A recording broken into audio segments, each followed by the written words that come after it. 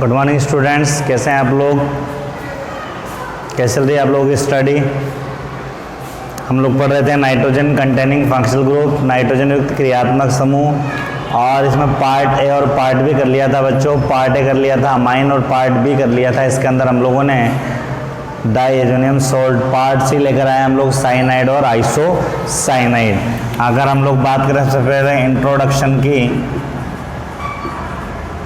Introduction की बात करें बच्चों, तो इंट्रोडक्शन में परिचय के अंदर आपको पता है कि जो CN होता है वो कहलाता है आपका साइनाइड, और आपका N जो C होता है, आपका जो NC होता है बच्चों, वो कहलाता है आपका आइसोसाइनाइड। क्या बोला था बच्चों? आइसोसाइनाइड।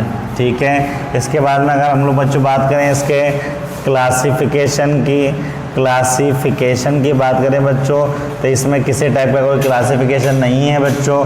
अगर हम लोग बात करें नोमेनक्लेचर की बात करें बच्चों, तो नोमेनक्लेचर इसके अंदर इम्पोर्टेंट है, केवल IUPAC ज़्यादातर पूछ लिया जाता है। तो अगर साइनाइड की बात करें तो यह आ जाएगा आपका CH3CN। कितने कार्बन है? 2 कार्बन है, तो नाम हो जाएगा आपका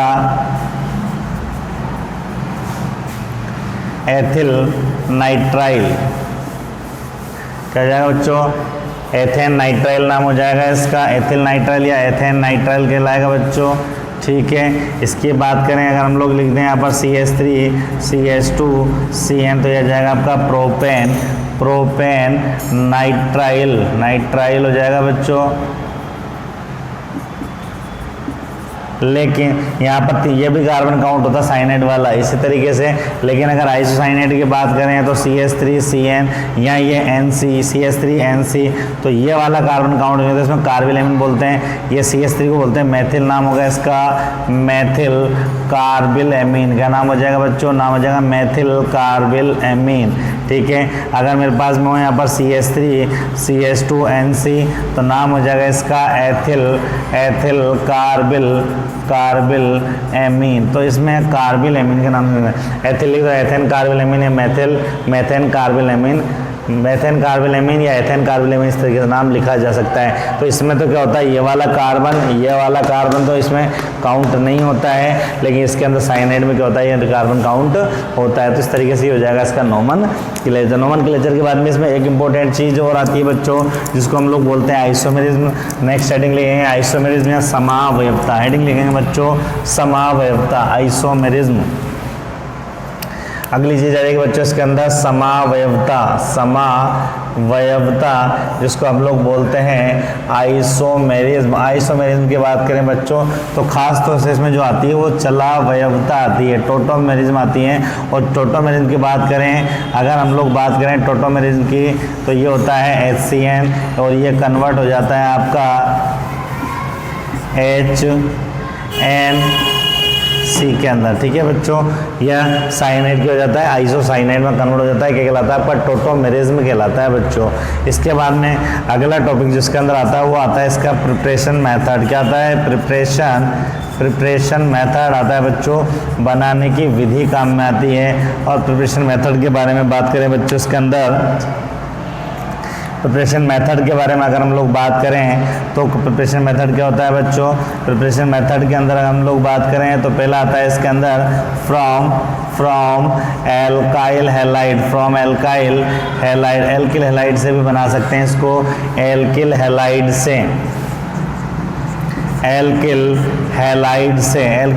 की बात करें बच्चों, सब जानते हैं आप लोग कि जब भी हम लोग यहाँ रिएक्शन कराते हैं जब भी रिएक्शन कराते हैं RH की, किसके साथ में रिएक्शन कराते हैं? KCN के साथ में, तो हमारे पास में RCN बनता है। और यही रिएक्शन कराते हैं हम लोग AgCN के साथ में, तो RNC बनता है। दोनों के बारे में हेलो एल्केन हेलो एरिन वाले चैप्टर में बात हो चुकी है, यहाँ बता दिया था। इसमें आयनिक बंध होते हैं, इसमें सहसंयोजक बंध होते हैं, और ये एम्फीडेंट लिगेंड होता है, उभयतंतुक लिगेंड होता है, जिसमें 2 दाता परमाणु होते हैं, परंतु एक समय ये एक बंध बनाता है। बात समझ में आ गई बच्चों? तो ये था आपका प्रिपरेशन मेथड में नंबर 1 पॉइंट, जिसको कहते हैं हम लोग एल्किल हैलाइड से। आगे हम लोग प्रिपरेशन मेथड के बारे में बात करें बच्चों, सेकेंड प्रिपरेशन मेथड के बारे में बात करें तो सेकेंड प्रिपरेशन मेथड हमारे पास में हो जाएगा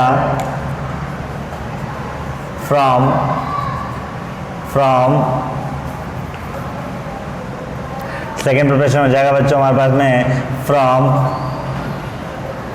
अमाइड्स, अमाइडों से अगर अमाइडों से बनाया बच्चों हम लोग साइनाइड तो सिंपल सा है, कोई प्रॉब्लम वाली बात नहीं है, ठीक है। अमाइड के होते हैं हमारे पास में होते हैं CH3CONH2 और जब इसकी रिएक्शन कराते हैं हम लोग P2O5 के साथ में, मैंने क्या बताया था, P2O5 वही काम करता है जो कंसनट्रेट H2SO4 क्या हो जाएगा बच्चों, H2O बाहर हो जाएगा, बन जाएगा आपका CH3CN। बात समझा कि बच्चों। इसके अलावा हम लोग नेक्स्ट कर सकते हैं फ्रॉम ऑक्सिम्स, हम लोग इसको ऑक्सिम्स से बना सकते हैं। किससे बना सकते हैं, ऑक्सिम्स से। ऑक्सिम्स से क्या बनाने की बात करें बच्चों तो ऑक्सिम्स क्या होता है मालूम है आपको, NOH होता है ऑक्सिम्स। अगर हम लोग रिएक्शन कराएं ऑक्सिम्स की, ये हो गया आपका CH3CH डबल बॉन्ड NOH।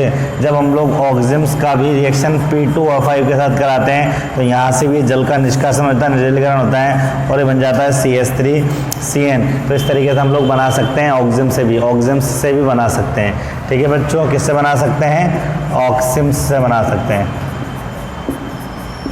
ऑक्सिम्स से बना सकते हैं,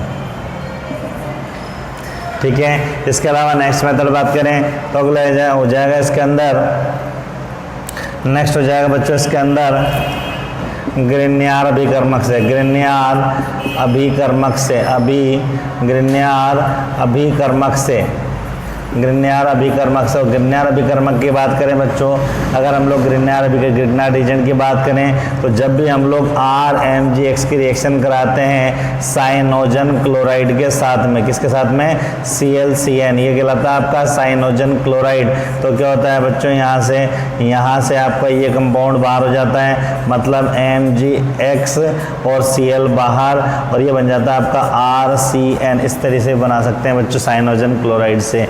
इसके अलावा हम लोग बात करें तो इसको हम लोग बना सकते हैं कार्बोक्सिलिक अम्ल से भी। किससे बना सकते हैं, कार्बोक्सिलिक अम्ल से भी बना सकते हैं बच्चों। जब कार्बोक्सिलिक अम्ल से बनाएंगे तो कैसे बनाएंगे, जब हम लोग कार्बोक्सिलिक एसिड CH3COOH की रिएक्शन कराते हैं NH3 से तो पहले बन जाता है आपका इसमें CH3COONH4, ठीक है बच्चों। फिर इसको हीट कर देते हैं तो यहाँ से क्या होता है बच्चों, H2O बाहर हो जाता है, बन जाता है CH3CONH2। उसके बाद में इसको अगर हम लोग फर्दर हीट कर दें तो यहाँ से ये H2O बाहर और बन जाता है CH3CN। तो ये थे इसके प्रिपरेशन मेथड जिसमें हम लोगों ने बनाया एमाइड से, ऑक्सिम से, ग्रिग्नार्ड अभिकर्मक से, कार्बोक्सिलिक अम्ल से और एल्किल हैलाइड से। लिख लो इसको एक बार फटाफट से, पानी पी लेता हूँ तब तक मैं।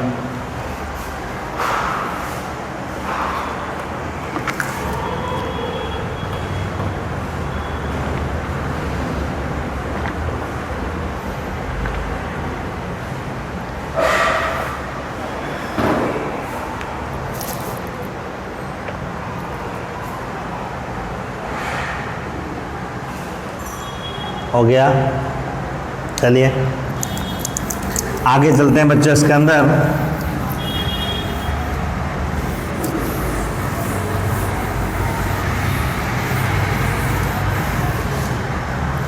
इसके बाद में नेक्स्ट आगे हम लोग बात करते हैं बच्चों इसकी फिजिकल प्रॉपर्टी की।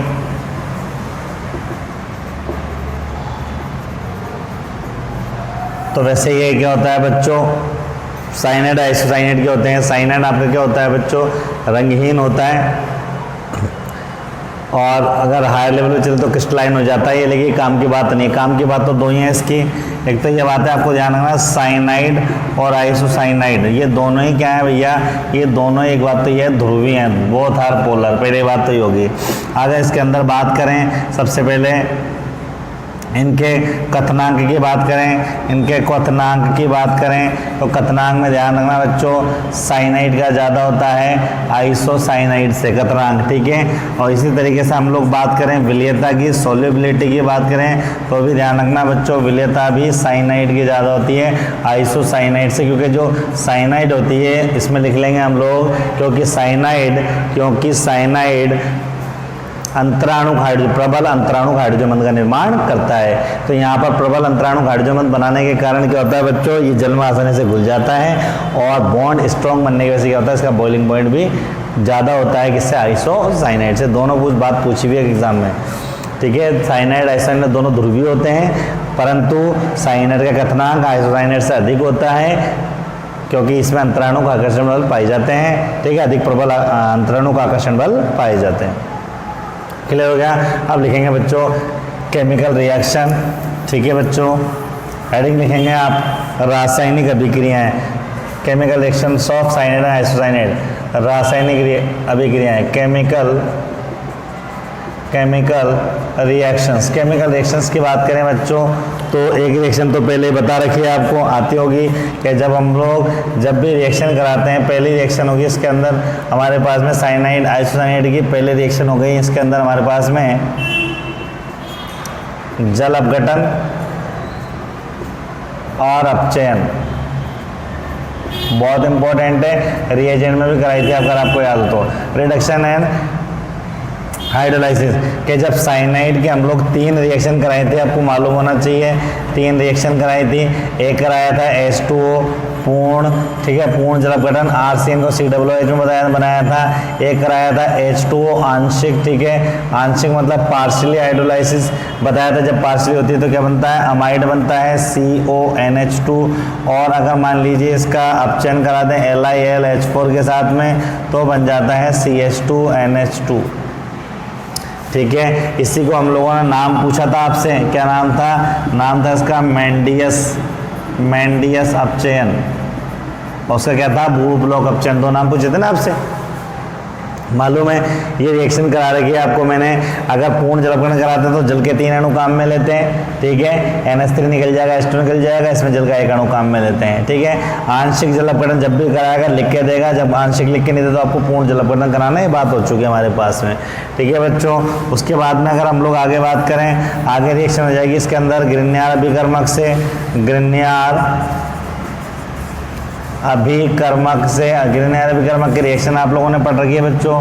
क्या होता है कि जब हम लोग साइनाइड की रिएक्शन कराते हैं, जब साइनाइड, अगर बच्चों ये मान लो आइसोसाइनाइड हो, RNC हो, और अगर आप इसका अपचयन कराते हैं LiLH4 से तो आपका 2 डिग्री अमाइन बनता है, ध्यान रखना, ठीक है। ग्रिग्नार अभिकर्मक से रिएक्शन कराएंगे, ग्रिग्नार अभिकर्मक क्या था, CH3MgBr से करा दो आप तो CH3C पर चला जाएगा, तो आ जाएगा आपका CH3C, यहाँ आ गया आपका CH3 डबल बॉन्ड NMgBr हो गया बच्चों, ठीक है। अब उसके बाद में क्या करोगे आप लोग, इसके बाद क्या करेंगे भैया, इसके बाद में आप इसका जल अपघटन करा दीजिए, H2 के साथ में रिएक्शन करा देंगे। H2 के साथ में रिएक्शन कराएंगे तो क्या होता है बच्चों, ये ऑक्सीजन यहाँ चला जाएगा, हाइड्रोजन वहाँ, तो मेरे पास में यहाँ पर जो बनेगा वो बनेगा CH3 डबल बॉन्ड और कीटोन बन जाएगा, और यहाँ बन जाएगा मेरे पास में MgNH2 और ये बन जाएगा मेरे पास में Br। यहाँ से बस समझ में आएगी बच्चों। तो ये थे हमारे पास में ग्रिग्नार अभिकर्मक के साथ रिएक्शन। अगली रिएक्शन की बात करते हैं बच्चों, तो अगली रिएक्शन हमारे पास में आती है थार्प अभिक्रिया। कौन सी आती है बच्चों, थार्प अभिक्रिया। थार्प अभिक्रिया की बात करें बच्चों इसके अंदर, तो थार्प अभिक्रिया क्या होती है देख लीजिए। थार्प रिएक्शन की बात करें बच्चों, तो जब हम लोग क्या करते हैं, साइनाइड के 2 मॉलिक्यूल की रिएक्शन कराते हैं, साइनाइड के 2 मॉलिक्यूल की रिएक्शन कराते हैं इस टाइप से, ये CH3CN को ही मैंने इस तरीके से लिख दिया बच्चों। ये रिएक्शन होती है सोडियम और ड्राई ईथर, शुष्क ईथर की उपस्थिति में, ठीक है बच्चों। तो होता क्या है यहाँ पर, ये बन जाता है हमारे पास CH3C double bond NH single bond CH2CN, ये कंपाउंड बन जाता है बच्चों। इस अभिक्रिया को हम लोग बोलते हैं थार्प अभिक्रिया, लिख लीजिए इसको।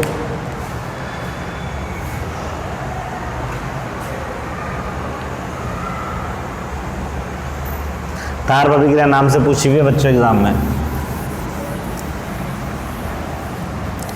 इसके बाद बच्चों आगे चलते हैं हम लोग, तो अगली रिएक्शन आती है हमारे पास में साइनाइड तथा आइसोसाइनाइड की, लिख लो डायरेक्ट आपको, योगात्मक अभिक्रिया। अब योगात्मक अभिक्रिया की बात करें बच्चों तो साइनाइड या आइसोसाइनाइड बोल रहे हैं, कौन से योगात्मक अभिक्रिया देते हैं। तो आप लोग बात करते हैं, सबसे पहले हम लोगों ने यहाँ पर CH3NC, ठीक है बच्चों, CH3NC की रिएक्शन सबसे पहले आपने करा दी O3 के साथ में करा दी। तो यहाँ बन जाएगा आपका CH3 single bond N double bond C double bond O, नाम था MIC मिथाइल आइसोसाइनाइड, ओजोन में से O2 निकल जाएगा। यही रिएक्शन आप करा दो CH3NC की 2HgO के साथ में, तो भी सेम बन जाएगा CH3N double bond C double bond O plus यहाँ निकल जाएगा HD2O निकल जाएगा, ये बन जाएगा मिथाइल आइसोसाइनेट बन जाएगा बच्चों, साइनेट है नाम, ध्यान रखना। इस तरीके से रिएक्शन आपने करा दी। CH3NC की रिएक्शन करा दी आपने सल्फर के साथ में, तो बन जाएगा आपका CH3N double bond C double bond S, ये कहलाता है आपका मिथाइल आइसोथायोसाइनेट। ये बन जाएगा आपका मिथाइल आइसोथायोसाइनेट, क्या बन जाएगा, मिथाइल आइसोथायोसाइनेट बन जाएगा बच्चों। और यही रिएक्शन अगर हम लोग करा देते हैं CH3NC की रिएक्शन करा देंगे हम लोग Cl2 के साथ में, योगात्मक रिएक्शन हो जाएगी, बन जाएगा CH3NCCl2। बात समझ में आ गई बच्चों, डबल बॉन्ड से जोड़ सकते हो आप लोग, डबल बॉन्ड CCl2। तो ये थी इसकी योगात्मक अभिक्रियाएं। इसके बाद में लास्ट रिएक्शन इसकी आती है समावयवीकरण। तो जानते हो बच्चों, अगर हम लोग RCN का हीट करते हैं तो इसका आइसोमराइजेशन हो जाता है और RNC बन जाता है, मतलब यूँ कह सकते हैं ये एक दूसरे के क्रियात्मक समावयव में बदल जाता है। तो ध्यान रखना, CN और NC तो आपस में क्या है, क्रियात्मक समावयवी, लेकिन HCN और HNC तो ये क्या है, आपस में चलावयवी हैं। तो ये था बच्चों आपका पार्ट कौन सा, C या पार्ट 3, जिसका नाम था साइनाइड और आइसोसाइनाइड। उम्मीद है आपको समझ में आ गया होगा बच्चों, क्लियर कर लेना, ठीक है। हमारा तरीका यही है, क्योंकि एक्चुअल में क्या है, आप सोच रहे हो सही है तो 20 मिनट्स की क्लासेस हो रही हैं, या तो बच्चों एक्चुअल में क्या है कि जब हम लोग इसको आप बड़े लेवल पे जब इसके टैग वगैरह बना करके और यूट्यूब पर जब हमारा एक चैनल लॉन्च होगा इन फ्यूचर, तो क्या होगा कि हर एक टॉपिक बाकायदा नाम से आएगा, तो मिक्सअप नहीं कर सकते, इसलिए आपको अलग अलग क्लासेस के फॉर्म में शो करते हैं, ठीक है बच्चों। आप क्लासेस रेगुलर रहते रहिए, ये आपकी टेंशन में नहीं है और होनी भी नहीं चाहिए। आपका काम है आपको पढ़ना, केवल इस पर मेहनत कीजिए, कोशिश करेंगे टाइम से पहले सिलेबस हो और हमारी पढ़ाई रेगुलर चलती रहे। सभी ग्रुप्स अपना ध्यान रखेंगे, इसमें किसी तरीके की कोई भी कमी और वैसे आपकी नहीं होनी चाहिए। मिलते हैं अगली क्लास में, नाम है इसका अगला हमारा पार्ट D, हम लोग इसके अंदर पढ़ेंगे और पार्ट D का नाम होगा यूरिया, ठीक है बच्चों। तब तक के लिए धन्यवाद।